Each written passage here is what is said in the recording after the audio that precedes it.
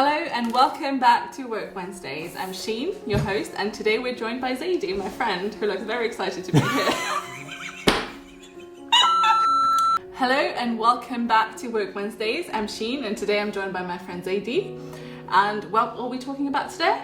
We're talking about why sustainable fashion is so difficult to achieve. Okay, well, we were going to do this while eating biryani that Zaidi cooked, but that eating happened way too quickly and we forgot about filming. So and the now potatoes were a little bit undone as well, so. A little bit, but it's okay. It was really delicious, I'm joking. Now we have tea, so let's spill the tea. Tell me, what is wrong with the fashion industry? That's a very good question and a very deep question. So let's start off with talking about like this recent report that was released by Business of Fashion called the Sustainability Index. And in that index, they show that there's a massive gap between what companies are saying they want to do in sustainability and what they're actually able to achieve. Okay. So, some people are saying, is this a lip service? Is it companies not wanting to do things? Or is it just a very difficult objective to achieve? And I would argue that it's a little bit of all of them. Okay.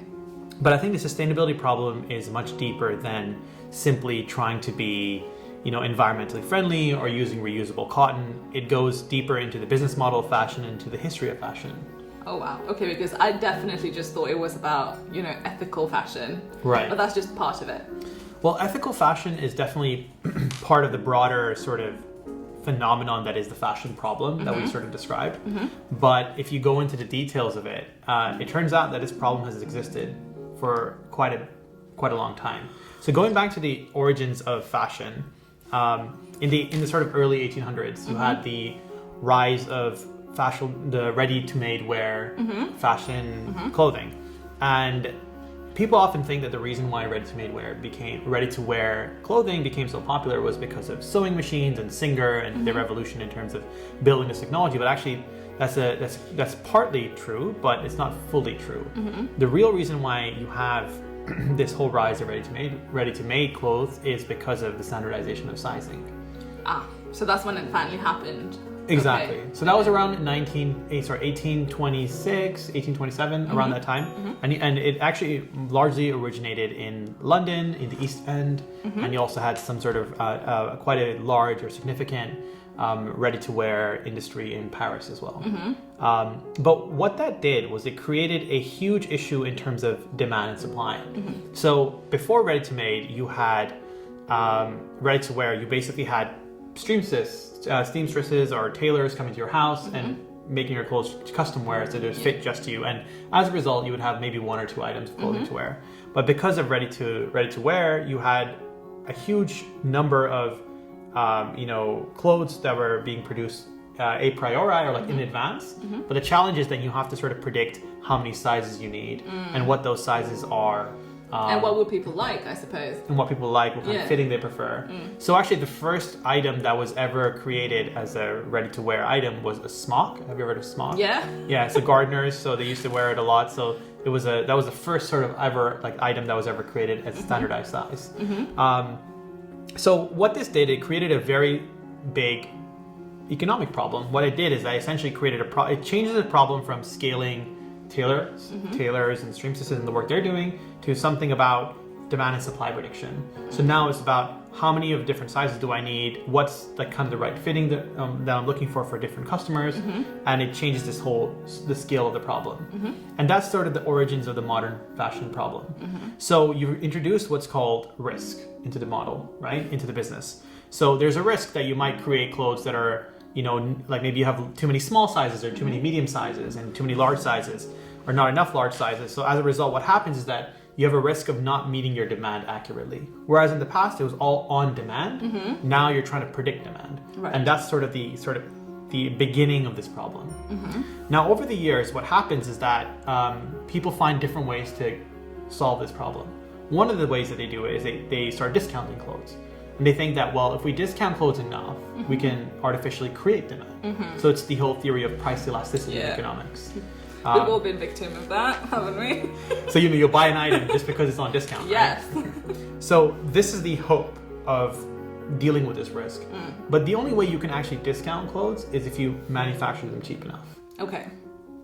Because you need a big margin in order to be able to afford the discount. Okay. Exactly. Then what problem does that lead to? The whole manufacturing cheap. Right. So initially, let's go back to the 1800s.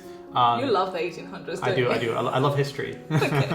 But like going back to the 1800s, essentially what happens is that you get a large number of manufacturers in London who were not exactly abiding by the rules and the regulations around minimum wage. So you had, even in that era, and even in the early 1900s, you had a commission created in Parliament that was there to investigate the minimum wage pay for workers in the fashion and the textile industry. And there was, scenarios or rumors about, workers or owners of factories paying their male workers higher than their female workers. Of course, gender gap exists everywhere. But the interesting thing was that they incentivized these male workers by paying them more and saying, we will pay you more if you ensure that you pay your female workers and ethnic minority workers less. Why? It was just a way to incentivize people to reduce the costs. And that has been a core function of the textile industry for a long time, primarily because they view risk in a different way. So the whole risk that we talked about, not meeting demand, they manage that by keeping the cost so low that even if they're not able to sell that item, they can discount it enough to sell it, so they can create this artificial demand. Okay. Now, quick question. Yes. But why would you not just pay all of your workers low? Why is it specifically women and ethnic minorities are getting paid lower? Right, that's a good question. I can't get into the mind of someone from the 1800s, but I think one of the reasons might be because they didn't want to create unions. I see. So by incentivizing some of the workers to sort of pay the other workers less, you're breaking up, you're like sort of dividing and conquering. You're keeping them happy. Okay. Exactly. Okay. So is this what led to like sweatshops and stuff? So that was the first incident of sweatshops in England, and probably in the world. And then they started exporting these sweatshops. So what happens is eventually the cost of manufacturing in England and Paris becomes too high, and they have to find other ways of reducing the cost.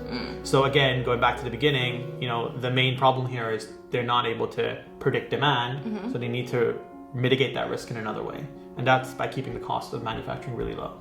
So this results in exporting manufacturing to other countries, and you sort of see this with, if you've ever read the book Shoe Dog, with the origins of Nike. So Nike was sort of like one of the first pioneers of manufacturing shoes in Japan and importing them to the US and selling them at a higher cost. So this created a new wave of sort of, offshoring manufacturing to other countries.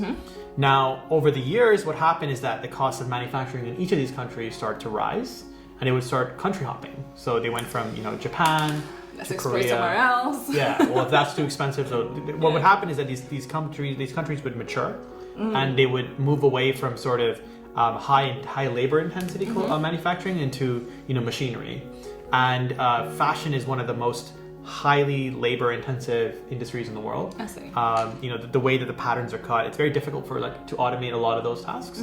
So what's required is that they sort of export the manual handwork to a cheaper country, and then the machinery becomes the more expensive country. So this continues over the years, and they move from Japan to Korea to Taiwan to China, sort of, and then eventually you sort of get Pakistan, India, Indonesia, Bangladesh, where you see a lot of the sort of recent problems around minimum wage, around not treating factory workers well enough. Wow. Okay, so what's the solution now? I mean, when we talk about sustainable fashion, as you said, it's actually about rethinking the whole business model, right?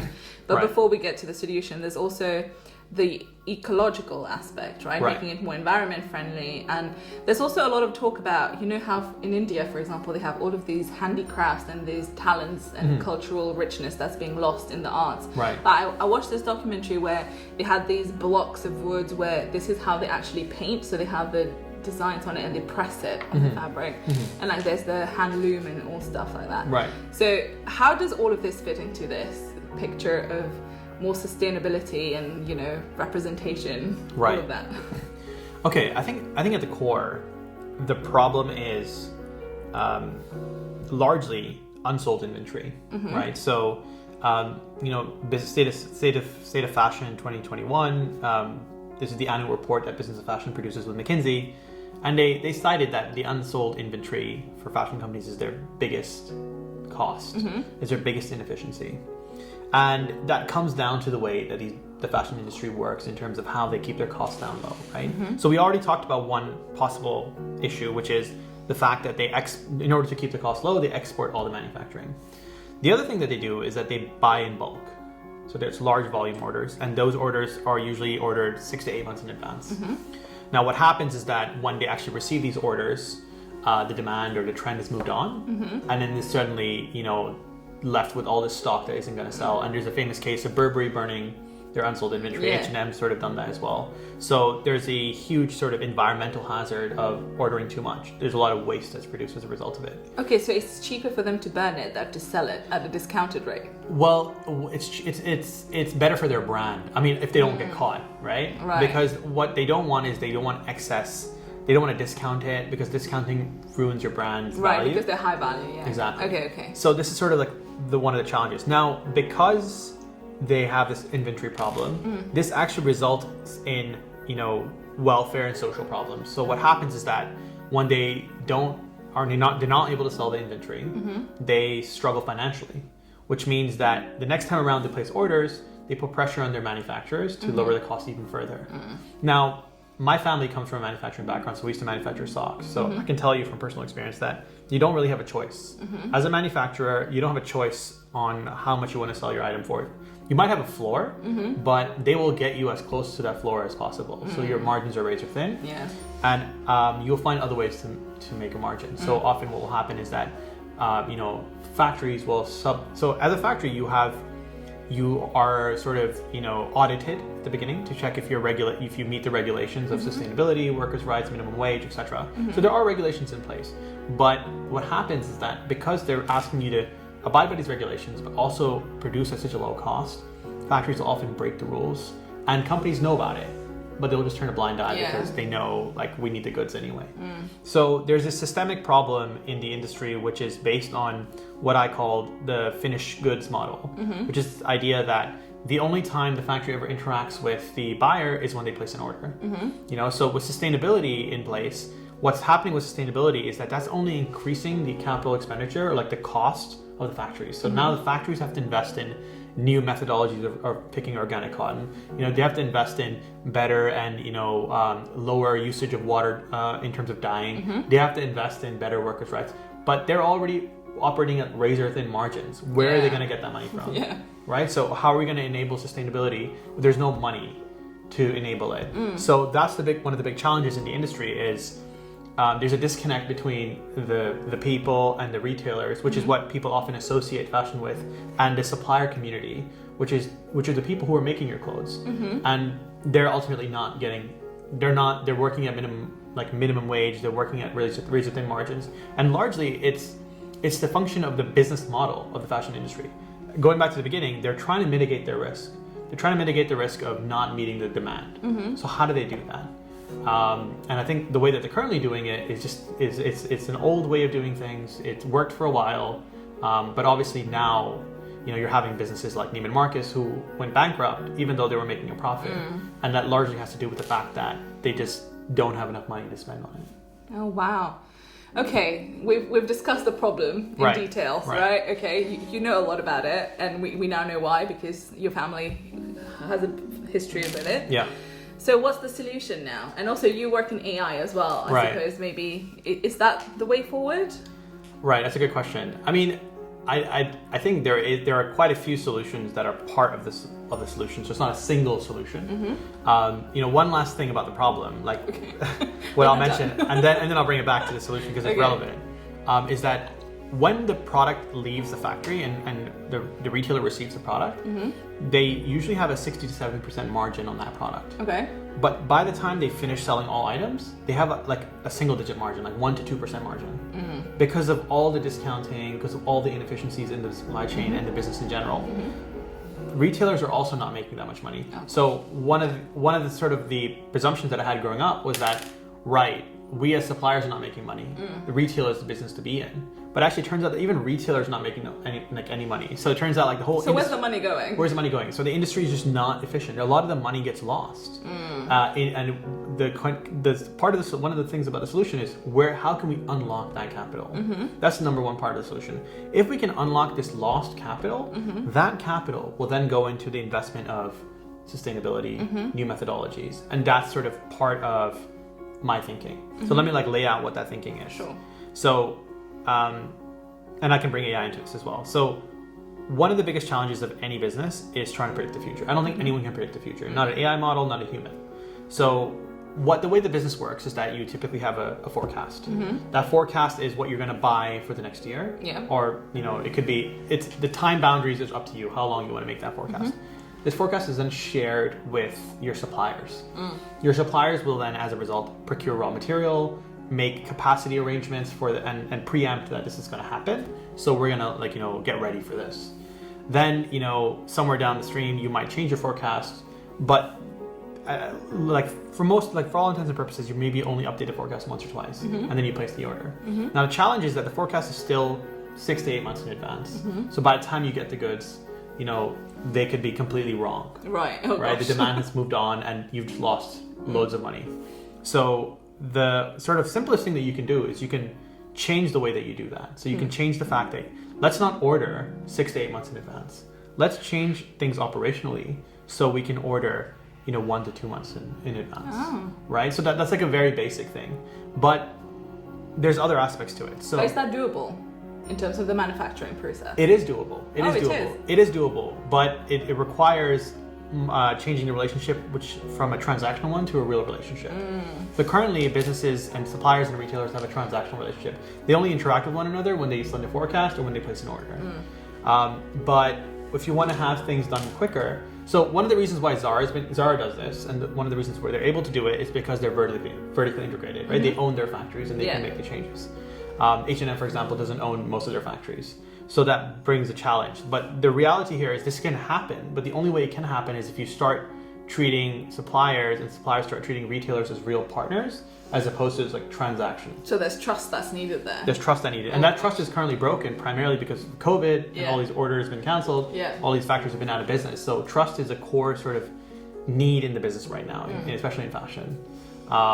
So the first thing is, right, let's reduce the time that it takes to order goods, because a lot more will change in 8 months versus like 1 month in terms of trends, right? The second thing is we need to be able to assess the risk associated with each of the products that we sell. So let's say, for example, we're ordering this red jumper, right? You can use machine learning and like mathematical modeling to figure out if I'm going to buy, let's say, 1,000 pieces of this red shirt.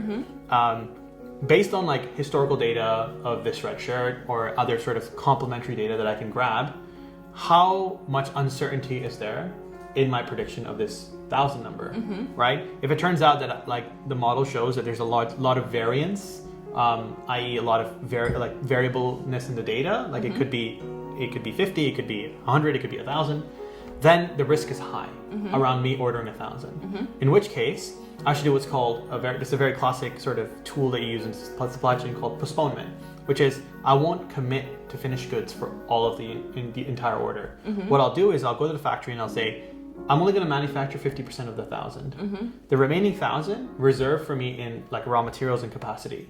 But if it turns out in season that the red is not the coolest color, it's blue, then I can tell them in season, that 500 you have in reserve, don't make them in red, make them in blue. So now you're actually meeting the demand. Okay. Does that make sense? Yeah. So this whole concept is called postponement. Now where the challenge is how do you operationalize that in the business? And that's where you can use tools like AI and automated decision support systems, because there's a lot of things to consider. When you're making a change from, a red jumper to a blue jumper, for you it's a simple change, but for the factory, there's minimum order quantity requirements. There's capacity requirements. There's raw material capacity and availability and all these things. Minimum shipping times, costs associated with that. So what you need is a decision support system that's powered by machine learning or AI that can ensure that all these variables are accounted for whenever you make a decision, such as I need to change it from red to blue. Oh.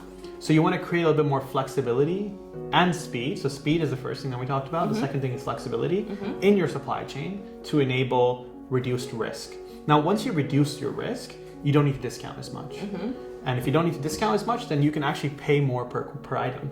So the idea is like the reason why they're going to the lowest quantity is because they want a discount, right? If you told them then you'll not need to discount 80% anymore, they will pay more. It makes sense from a business perspective to pay more for that product because you're getting additional value add. So the idea is that if we change the way that the fashion industry manages risk, we can still sell the item at the same amount. They can sell it at full cost, and they can give more of the money to the suppliers, who can then either use that money directly to invest in sustainability, or the additional value or revenue that they gain from not discounting can be invested in sustainability.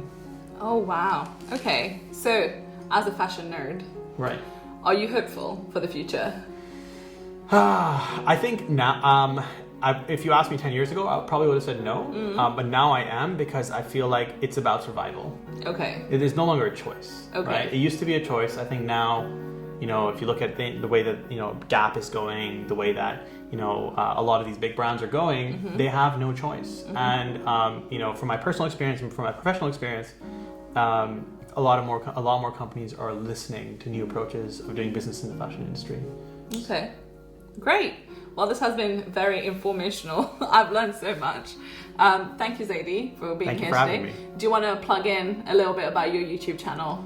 What do you do? I talk about education.